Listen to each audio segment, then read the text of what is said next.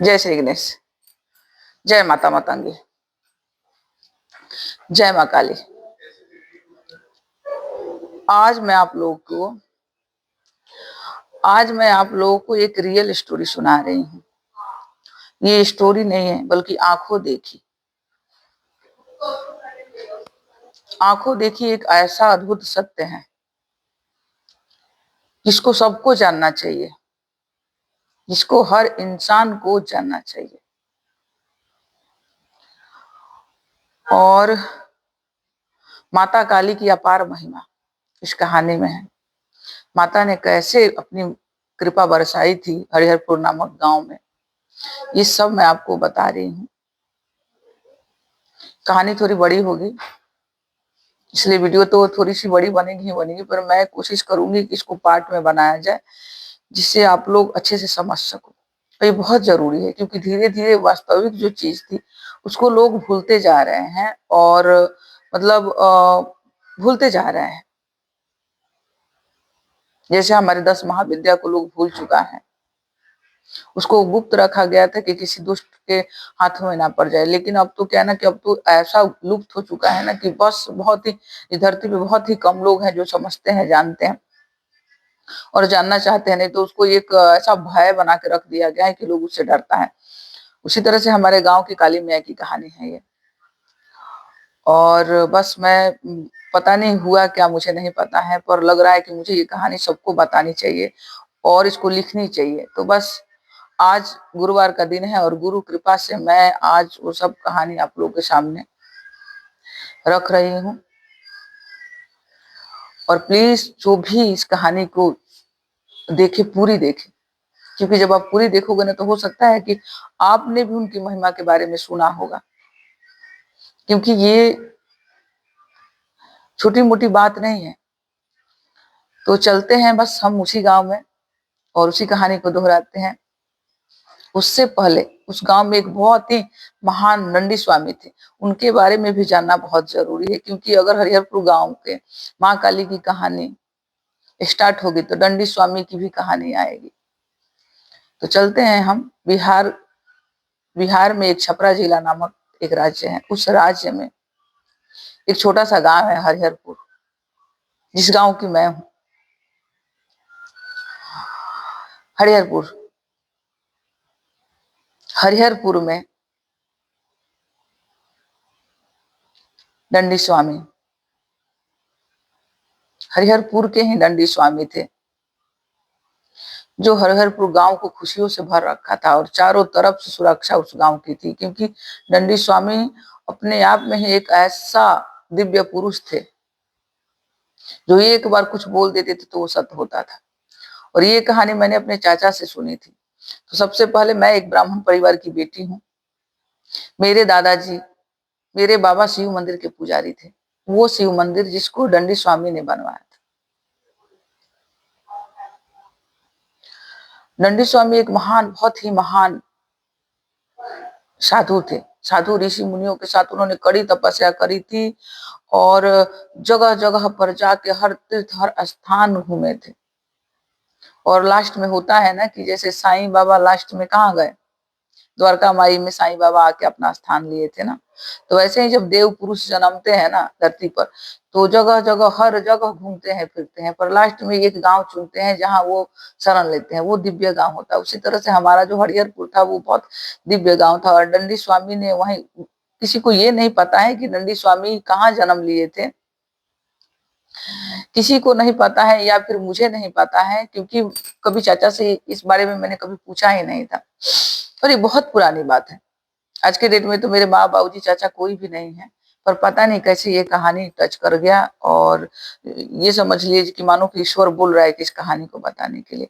तो दंडी स्वामी बहुत ही दिव्य पुरुष थे और बहुत बहुत मतलब पूरी जिंदगी उन्होंने तपस्या में ही बिताई, साधु बन करके। और लास्ट में वो हरिहरपुर गांव में आए और वहां उन्होंने एक आश्रम बनवाया, संस्कृत आश्रम, और शिव मंदिर बनवाया, तालाब खुदवाया। क्योंकि होता है ना कि गांव में किस चीज की कमी है, महान पुरुष आते हैं महान कार्य करने के लिए। तो हमारे दंडी स्वामी भी वो महान कार्य करने के लिए आए थे। हरिहरपुर गांव को एक नया जीवन देने के लिए आए थे।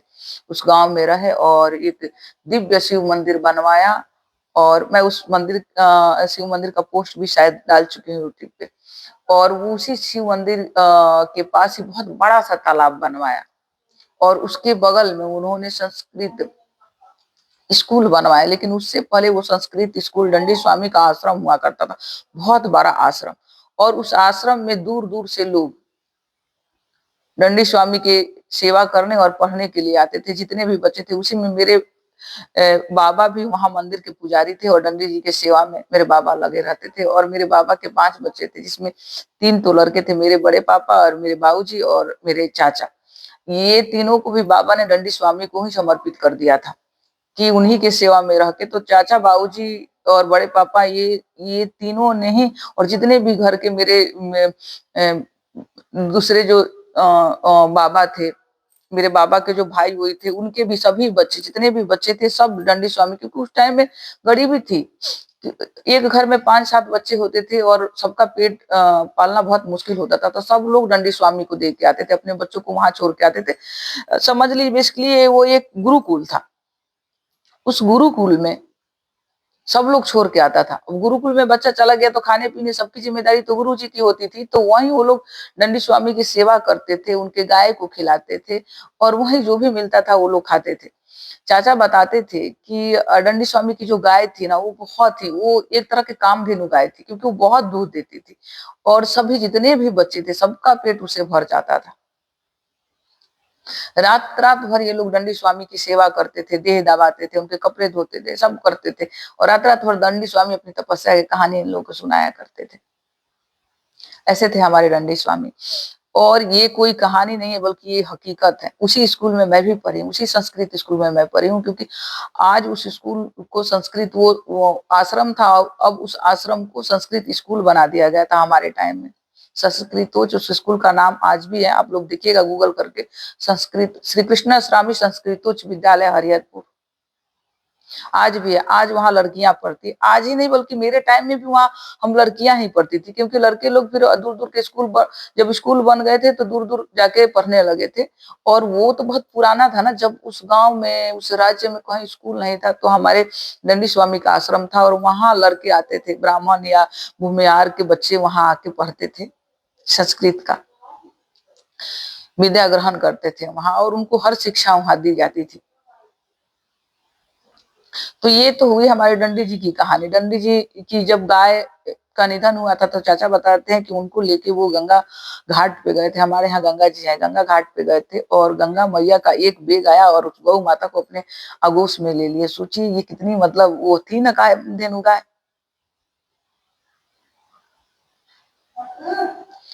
और वो हरिहरपुर की भूमि, मतलब ऐसा दिव्य भूमि था कि वहां दंडी स्वामी के बाद में हमारी काली मैया भी वहीं स्थान ली। तो ये तो थी दंडी स्वामी की कहानी। और दंडी स्वामी की कहानी बहुत लंबी है, लेकिन मुझे नहीं पता। मैं बस इतना ही जानती थी, बचपन में हम लोग अपने चाचा के पास कहानी सुनने के लिए बैठते थे, तो दंडी चाचा बोलते थे ना कि हम दंडी जी के आश्रम में पढ़े, तो हम बोलते थे कि बताओ वहां की कहानी। तो वो कभी कभी ये कहानी बता देते थे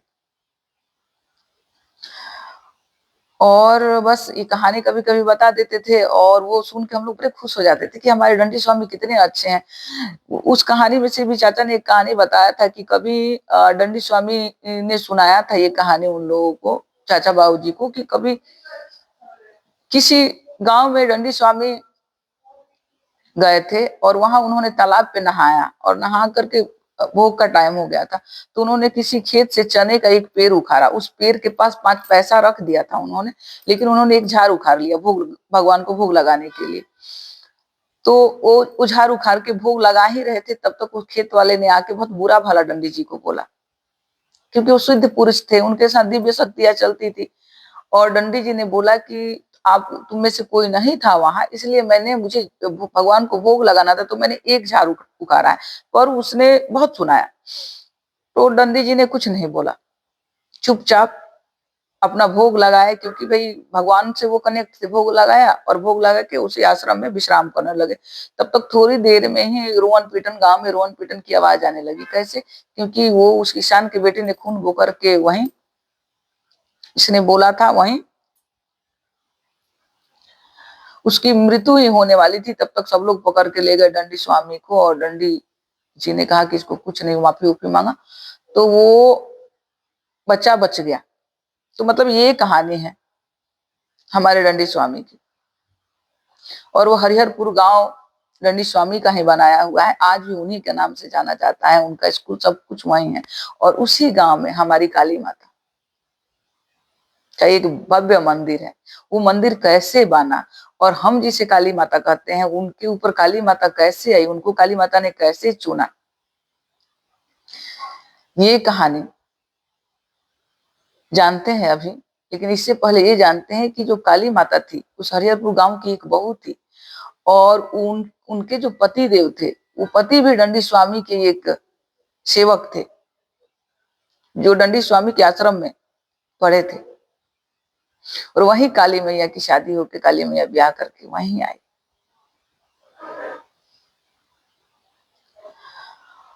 और काली माई के पास भी 4 बच्चे थे, जिनको हम काली मैया कहते हैं, जिनको काली मैया ने चुना था, उनके भी 4 बच्चे थे, 2 लड़की थी 2 लड़के थे। अभी भी है, अभी भी है। काली मैया के शायद बेटे अब नहीं रहे हैं, लेकिन उनकी बहुएं हैं दोनों, और नाती पोता सब है, पूरा घर भरपूर है। और उनकी पोती तो मेरी फ्रेंड भी है, तो भरपूर है। तो मैं आप लोगों को ये बात इसलिए बता रही हूँ कि ये आंखों देखी कहानी है, ये कोई स्टोरी नहीं है। जहां लोग 10 महाविद्या से भागता है, वहां हमारी काली माँ पूरा गांव को एक ऐसा अनमोल तोहफा देके गई, जो आज भी उन गांव के लोगों की रक्षा करता है।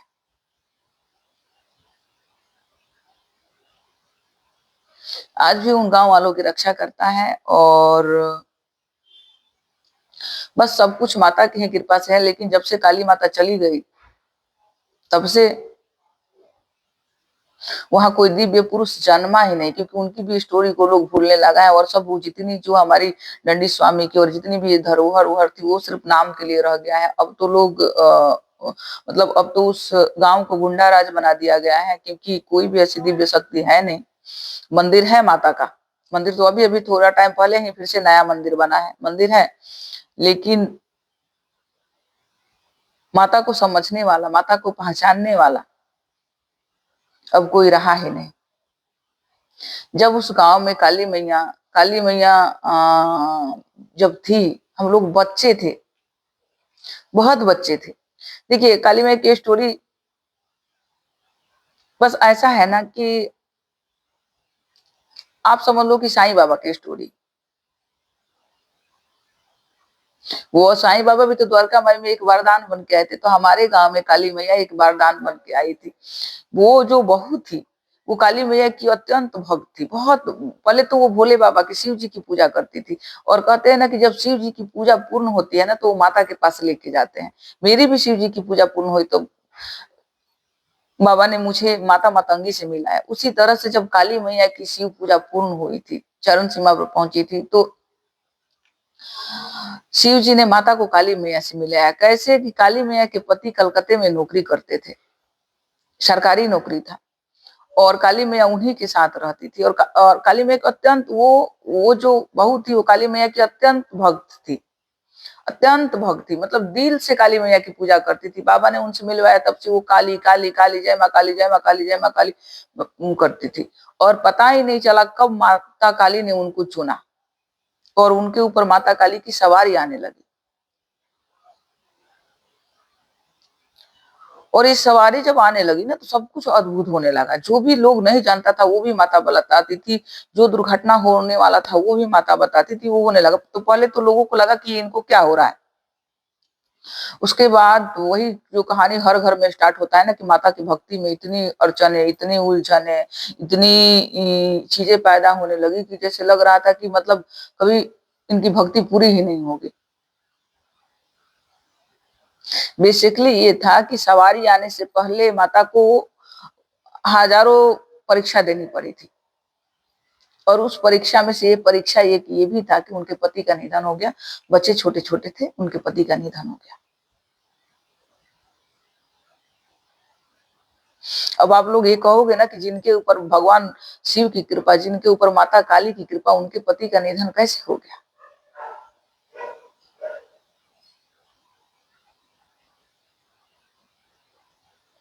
पर ये भी तो सच है ना कि अभिमन्यु श्री कृष्ण के भांजे थे, लेकिन वो तो भगवान ही थे ना, वो चाहते तो रोक सकते थे, लेकिन नहीं, क्योंकि प्रकृति के तालमेल में कोई भी हस्तक्षेप नहीं करता, सेम वही था। और भगवान के भक्तों को, माता के भक्तों को कड़ी परीक्षा देनी ही पड़ती है। तो माता के साथ भी उनके बच्चे छोटे छोटे थे, काली मैया के बच्चे छोटे छोटे थे, स्कूल में ही पढ़ रहे थे। तो काली मैया के हस्बैंड का निधन हो गया। माता वहां से सब सामान और बच्चों को लेके गांव में शिफ्ट हो गई। और गांव में आने के बाद में इसी संस्कृत स्कूल में उनके बच्चे पढ़ने लगे और माता बस काली मैया की भक्ति में लीन रहने लगी थी। एक छोटा सा कलकत्ते से एक छोटा सा काली माँ की मूर्ति लेके आई थी, उसी मूर्ति को रख के और वो पूजा करने लगी थी और रहने लगी थी। धीरे धीरे उनके बच्चे बड़े होने लगे और माता की भक्ति चरम सीमा पर पहुंचने लगा। बच्चे थोड़े बड़े हुए तो उन दोनों बच्चों की माता काली की ऐसी अपार कृपा थी कि दोनों बच्चों की सरकारी नौकरी लग गई। और दोनों बच्चों की सरकारी नौकरी लग गई और माता काली जाया करती थी, क्योंकि उनकी बेटियां भी बड़ी बड़ी थी। तो सब बच्चों के ऊपर छोड़ के ना काली, कलकत्ता में काली मंदिर के दर्शन करने के लिए माता काली जाया करती थी। और पता ही नहीं कब माता के ऊपर सवारी आने लगा, और सवारी आने लगा तो ऐसा मतलब कि गांव के पूरा लोग बिटूर जाता था। और वो भविष्यवाणी करती थी जो सत्य होता था, किसी के लिए भी कुछ भी बोल देती थी कि ये होने वाला है। मतलब वो होता है ना कि भविष्यवाणी, हर उस गांव में क्या अच्छा होने वाला है, क्या बुरा होने वाला है, तुरंत माता भविष्यवाणी कर देती थी। तो उनके इस भविष्यवाणी की वजह से किसकी सरकारी नौकरी, मतलब इतना तेज उनका बढ़ गया था, इतनी माता की कृपा हो गई थी, या माता वहां अपना स्थान बनवाना चाहती थी। शायद ये हुआ था कि माता ने उनको इतनी शक्तियां दिया कि कुछ भी, कुछ अनिष्ट होने वाला था उसके लिए भी भविष्यवाणी करती थी, और माता रोकती थी कि ये मत करो, ऐसा हो जाएगा। जब मान जाते थे तो सब ठीक, लेकिन जब कोई नहीं मानता था तो वहां मतलब वैसा हो ही जाता था। तो धीरे धीरे काली मैया की महिमा को पूरे गांव के लोगों ने समझा और जाना। और उनके बेटा बेटी तो जानते ही थे। जब माता काली के ऊपर सवारी आने लगा तो उनके बच्चों ने क्या करा कि उनके, ये काली मैया का घर है, और काली मैया के घर से सट के ही बीच में थोड़ा सा गैप छोड़ के एक छोटा सा कुटिया बना दिया। उसको मंदिर नहीं कहेंगे, आज मंदिर है लेकिन तब मंदिर नहीं था। एक छोटा सा कोठरी बना दिया और माता ने बनवाया बोल के कि इसको कोठरी बना दो, और उसमें काली माता को मूर्ति को स्थापित करा गया विधि विधान के हिसाब से। और माता वहीं अपना मेडिटेशन भक्ति करती थी, और माता का वहां दरबार लगने लगा था। और सारा गांव के लोग आते थे अपनी अपनी दुख के लेके, दुख परेशानी चिंता फिक्र सबको लेके आते थे, और धीरे धीरे उनकी कृपा से वो सब दुख तकलीफ दूर होने लगा था वहां। मैं बार बार बोल रही हूँ कि ये स्टोरी साईं बाबा से मिलती जुलती है, क्योंकि है, मैंने अपने आंखों से देखा है। बचपन में जब मैं अपनी माँ के साथ जाती थी, अपने माई के साथ जाती थी, तो मैं देखती थी कि वहां माई के आंचल पकड़ के, ऐसे साड़ी पकड़ के हम लोग जाते थे। तो मैं वहां देखती थी कि हमेशा वहां एक गड्ढा खोदा हुआ था, और उस गड्ढे में हमेशा आग जलता रहता था, हमेशा। और गांव में हमारे किसी की भी तबीयत खराब हो जाता था ना, सब लोग जाते थे और जाके वहां से उदी लेके आते थे।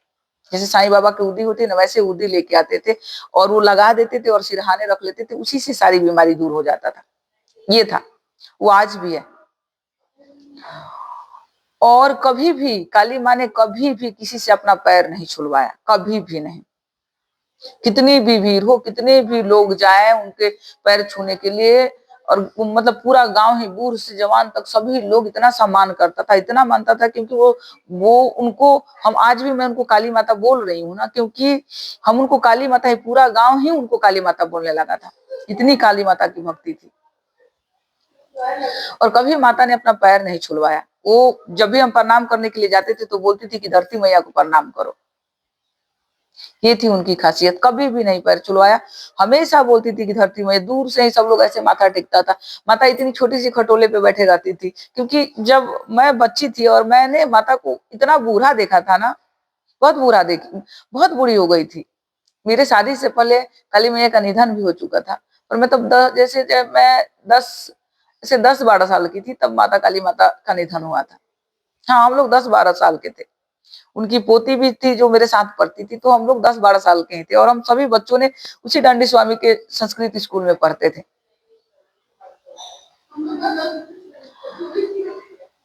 तो काली मैया की कृपा ऐसा अपरंपार हुआ कि पूरा गांव खुशियों से भर गया। डंडी बाबा की तो कृपा थी ही, उसके बाद में काली मैया की कृपा, वो अपरंपार कृपा हुआ कि बस खुशियों से भर गया। फिर क्या था, गांव में चारों तरफ सबको सरकारी नौकरी लगने लगी, काली मैया के बच्चों को भी लगी। काली मैया ने अपने बच्चों को घर गृहस्थी में रख के, माता ने कैसे संस्कार से अपने बच्चों को पाला, और एक तरफ माता काली की भक्ति और दूसरी तरफ उनके बच्चों का पालन पोषण, और अच्छे से पाला पोसा, चारों बच्चों की शादी ब्याह करा, बहुएं आई, घर में नाती पोता हुए, और धीरे धीरे माता की छोटी सी कुटी मंदिर के रूप लेने लगा। धीरे धीरे धीरे धीरे धीरे धीरे वो मतलब जो उनके बेटे थे वो लोग मंदिर बनवाने लगे थे। धीरे धीरे वहां कुआं खुदवा दिया गया, और मतलब फूल, बहुत सारा फूल का पेड़, ऐसे गुड़हल का फूल, बहुत सारा फूल लगवा दिया गया। और धीरे धीरे धीरे धीरे एक टाइम आया, जब हमारा टाइम आया था, जब हम काली मैया से मिलने के लिए जाते थे मम्मी के साथ, तो उस टाइम में काली मैया उसी कुटी में रहने लगी थी। क्योंकि जैसे इन्होंने अपने बच्चों की शादी करा, तो बहुओं को सब समर्पित करके माता और अपनी इस कुटी में काली मैया के साथ रहने लगी थी। और काली मैया की कोठरी बिल्कुल नीचे जमीन खुदवा के नीचे छोटी सी कोठरी बनी थी, उसमें छोटी सी मूर्ति और एक छोटी सी ऐसे ऐसे इससे थोड़ा बड़ा, इससे थोड़ा बड़ा खाट होता था, बस इतना। और उसपे सुंदर सा लाल कलर का बिछौना तकिया लगाया हुआ होता था, और उसपे गुड़हल के फूल से उसको सजाया हुआ होता था। वो था काली मैया का बिस्तर। नीचे जो काली मंदिर, जो जहाँ माता काली मैया की मूर्ति थी ना, वहीं बगल में एक खटिया लगा रहता था, छोटा सा खटिया। और जब हम लोग पूछते थे ना हम अपनी काली माता से कि मैया ये क्या है, तो बोलती थी कि इस पे माता सोती है, इस पे काली माता सोती है। काली मैया अपना भोजन खुद बनाती थी, चाय पानी भोजन जो भी था वो खुद बनाती थी, खुद करती थी सब कुछ। और उनके पोतियों ने भी बहुत उनकी सेवा करी है। बर्तन उर्तन धोना, या बाद में जब माता बहुत थक गई थी, तब उनका भोजन वो लोग बनाने लगे थे, नहा धोआ कैसे छोटी छोटी सी बर्तन में उनका भोजन बनाते थे, और पहले माता को भोग लगता था, फिर माता भोजन ग्रहण करती थी।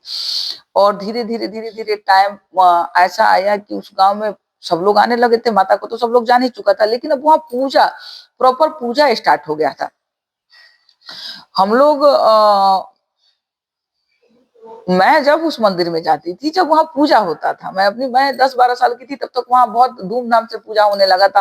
कोई हवन करा रहा है, खोइच पूजा वगैरह वगैरह, दिन भर में जैसे मंदिर पर लोग जाता था, हमारे गांव की जो मैया होती है उनके मंदिर पर, और शिव जी के मंदिर पर, और काली मैया के मंदिर बीच में भी पड़ता था। तो वो सब तीनों तीनों मंदिरों के पूजा होने लगा था। और शादी ब्याह में, जो भी हमारे यहाँ शादी ब्याह होता था, तो जब तक माता काली के दूल्हा दुल्हन के बस चढ़ाया नहीं जाता था, जाता नहीं था। कोई भी बारात निकलने से पहले आज भी वहां माथा टिक के ही लोग जाता है। ये हमारी काली मैया की कृपा। पर धीरे, ये कहानी मैं कहने के लिए इसलिए बैठी हूँ कि आप लोग को जानना बहुत जरूरी है। होता क्या है, जो दिव्य शक्ति हमारे गांव में होती है ना, उनके जाने के बाद में हाल क्या होने लगता है, गांव का अस्त व्यस्त होने लगता है। मतलब पूरा गांव खराब हो जाता है। वो गांव जो काली मैया की दुआओं से, उनकी कृपा से फला फूला था, और इतना फला फूला था कि मैंने अपनी लाइफ में ऐसा संस्कारी गांव, ऐसा सुंदर गांव देखा ही नहीं था, देखा ही नहीं था ऐसा सुंदर गांव। क्योंकि मेरी भी जहाँ शादी हुई, मुझे लगा ये कौन सी गांव है, और भी कहीं भी हम किसी भी गांव में जाते थे, हमारे गांव जैसा कोई गांव ही नहीं था। और अगर हमारे गांव में जो रिश्तेदार जो कोई आता था ना, वो उनका जाने का मन नहीं करता था, ऐसी आकर्षण थी उस गांव में। तो ये कहानी बहुत लंबी हो जाएगी, तो मैं अभी तक ये कहानी यहीं समाप्त करूंगी। अगला कहानी हो सकता है कि शाम को या कल बताऊं। और मैं अभी भी आप लोगों को बोल रही हूँ कि ये रियल कहानी है, आंखों देखी कहानी है। मैंने अपने आंखों से देखा है। और आज भी वो मंदिर, अभी आज भी वो मंदिर है, उसको थोड़ा बड़ा रूप दे दिया गया है। मंदिर तो है आज भी वो, पर माता की वो कृपा नहीं है आज वहां, क्योंकि लोग माता की महिमा को भूल चुका है और उसको जागृत करना बहुत जरूरी है। होता क्या है कि बड़े भाग्य से किसी गांव में, किसी देश में, किसी राज्य में महान पुरुष, महाआत्मा जन्म लेती है और उस आत्माओं को हम ऐसे ही, उनकी शक्तियों को हमें, उनकी शक्तियां हमारी रक्षा करने के लिए होती है और हम क्या करते हैं, उस शक्तियों को भूल जाते हैं कि कैसे क्या हुआ। तो काली मैया की कहानी तो हम स्थिरता से जानेंगे। अभी तो मैंने मोटा मोटी जो भी था, जो मेरे को याद था, वो मैंने आप लोगों को बताया। पर समय समय पर मैं उनकी कहानी बताऊं, उनका निधन कैसे हुआ, वो क्या मतलब कैसे, बहुत लंबी स्टोरी है। यहाँ तक कि आप लोगों को शायद पता नहीं है कि जो भी हमारे यहाँ आज भी जो परंपरा है वो काली मैया का बनाया हुआ है। जो वो बोल देती थी वही हम करते थे। पहले जो माता निकलती थी ना, चेचक के रूप में जो माता निकलती थी, तो लोग घर में छौंक का खाना नहीं बनता था, हल्दी नहीं पड़ता था। अभी भी दूसरे दूसरे गांव में होता है, बल्कि मेरे ससुराल में भी ऐसा होता है, पर हमारे गांव में ऐसा कुछ नहीं होता है। और हमारे गांव में क्या होता है ये मैं आप लोगों को कल बताऊंगी, क्योंकि अभी की कहानी लंबी हो जाएगी तो मुझे यकीन है कि आप लोग देखोगे नहीं।